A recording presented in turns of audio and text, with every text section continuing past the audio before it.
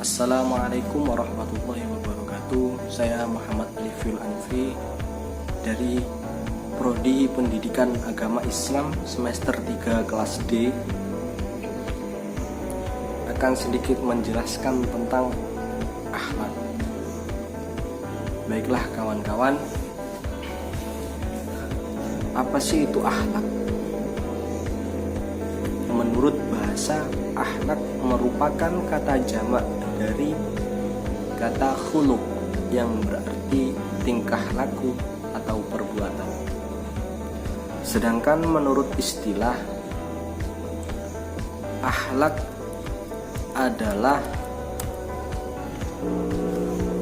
kekuatan jiwa yang mendorong perbuatan secara spontan tanpa difikirkan terlebih dahulu. Atau bisa disebut juga akhlak adalah perilaku yang ada di dalam diri manusia. Baik, dalam pembagian akhlak dibagi menjadi dua, yaitu akhlak terpuji dan akhlak tercela. Akhlak terpuji disebut dengan akhlakul karimah dan akhlak tercela disebut dengan akhlak madmumah.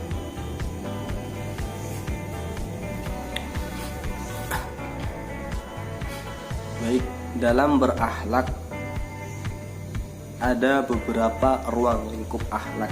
Yang pertama yaitu akhlak kepada Allah Subhanahu wa taala. Yang kedua yaitu akhlak terhadap Rasulullah Shallallahu alaihi wasallam.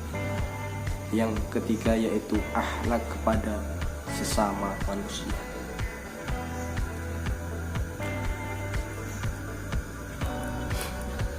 Baik, dalam akhlak kepada Allah Subhanahu wa taala, kita sebagai hambanya Allah Subhanahu wa taala yang selalu diberi kenikmatan, yang selalu diberi rezeki, yang selalu diberi kesehatan, kita harus selalu berbuat baik kepada Allah. Bagaimana akhlak kita kepada Allah? Yang pertama yaitu membenarkan berita yang datang dari Allah Subhanahu wa taala.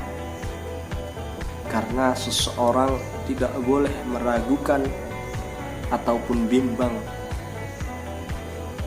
dalam membenarkan berita yang datang dari Allah Subhanahu wa taala. Karena apa? Karena Allah lah yang maha benar. Maha benar Allah dengan segala firman. Yang kedua yaitu menerima hukum-hukum yang Allah tetapkan dengan mengamalkannya. Maksudnya kita harus menerima apa yang telah menjadi perintahnya. Dengan cara apa? Dengan cara kita melakukannya.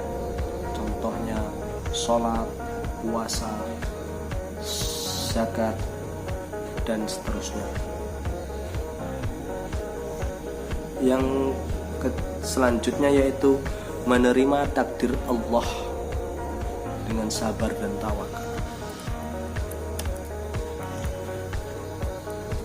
Selanjutnya yaitu akhlak kepada Rasulullah Shallallahu alaihi wasallam. Kita dianjurkan oleh Allah Subhanahu wa taala agar meniru akhlak Rasulullah Shallallahu alaihi wasallam. Dan kita juga dianjurkan untuk berakhlakul karimah kepada Rasulullah SAW. Bagaimana akhlak kita kepada Rasulullah? Yang pertama yaitu menaati apa yang diperintahkan oleh Rasulullah, baik melaksanakan perintahnya dan menjauhi larangannya. Karena Allah telah berfirman dalam surat An-Nisa ayat 80, barang siapa yang menaati Rasul, maka sesungguhnya ia telah menaati Allah Subhanahu wa ta'ala. Yang selanjutnya yaitu membenarkan semua berita yang sahih yang datang dari Rasulullah SAW. Karena apa? Karena Allah telah menjamin kebenaran dari setiap ucapan yang keluar dari Rasulullah SAW. Yang selanjutnya yaitu selalu beramal dengan tuntunan Rasulullah SAW. Yang selanjutnya yaitu akhlak terhadap sesama, di mana dalam sebuah hadis kewajiban seorang muslim terhadap sesama yaitu ada 6. Yang pertama, jika berjumpa mengucapkan salam. Yang kedua, jika diundang maka datangilah. Yang ketiga, jika ada yang meminta nasihat maka berilah nasihat. Yang keempat, apabila ada seseorang yang bersin dia mengucapkan alhamdulillah, maka doakanlah dengan mengucapkan yarhamukallah. Yang kelima, jika ada yang sakit maka jenguklah. Yang keenam, jika ada yang meninggal maka antarkanlah jenazahnya. Hadis riwayat Bukhari dan Muslim. Akhlak kepada sesama dibagi menjadi 2. Yang pertama yaitu akhlak kepada diri kita sendiri, dan yang kedua akhlak terhadap orang lain.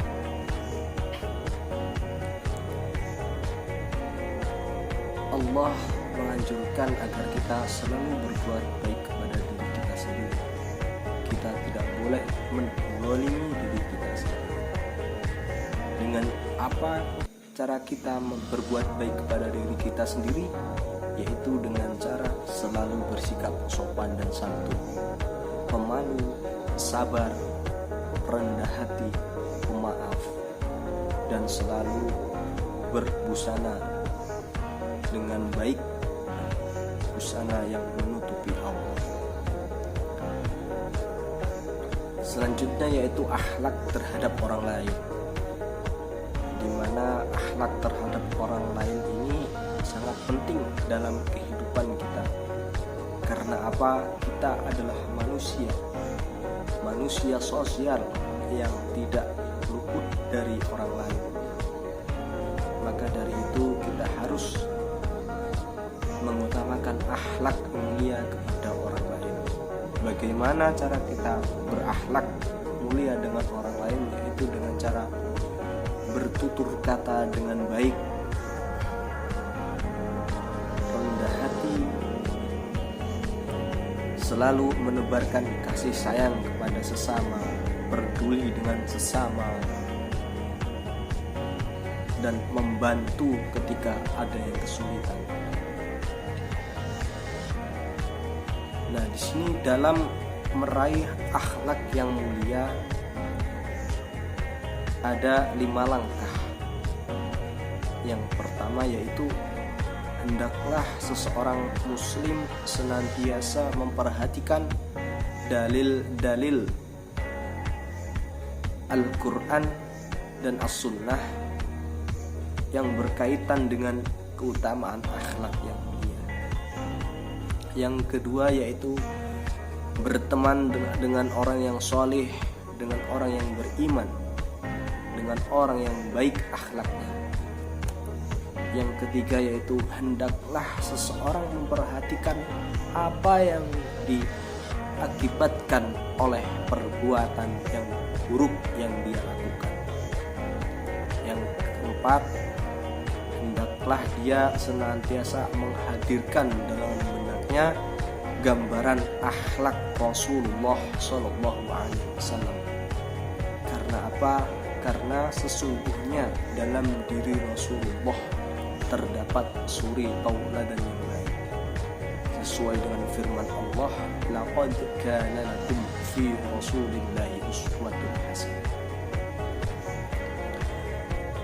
Yang kelima yaitu senantiasa berdoa meminta kepada Allah agar dianugerahi akhlak yang mulia. Mungkin cukup sekian dari saya, semoga bermanfaat. Saya akhiri, wallahu muwaffiq ila aqwamit thoriq. Wassalamualaikum warahmatullahi wabarakatuh.